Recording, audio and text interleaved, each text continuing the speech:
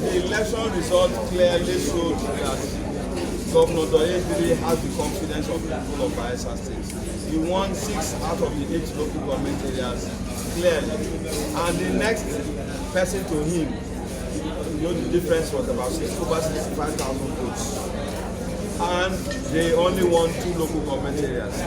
And if you look at the result clearly, even in the areas they won, there were reasons to be suspect, because in every year with the introduction of beavers in our electoral system, we don't have 90% scores, 90% turnout. Those areas were like that.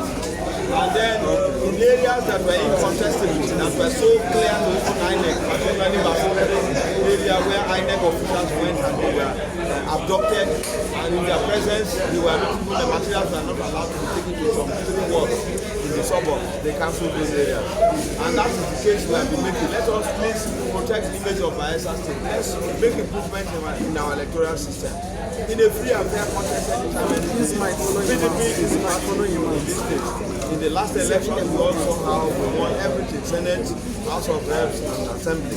Now, we have clearly won again. And I assure you that the governor will not let you down. He's a God-fearing man, and he will continue to open up Bayelsa State and continue with the lovely people that he has started in the first term. Thank you all. God bless. Make any comment on the conduct itself. That is not I was not at the various meetings of that, all the let me say with all amount of sincerity that the collation process that led to the final announcement of results was quite transparent. It was done quite detailed. I want to commend INEC for what it was done. Thank you. So, as an observer, what is your message to the users and the winners in this election? Sorry, I do not want to make any comment again. It's a process. I cannot predict what each party wants to do after the official announcement. For now, all I can say is that INEC have done their job. They conducted the election and they've announced the results at the latest.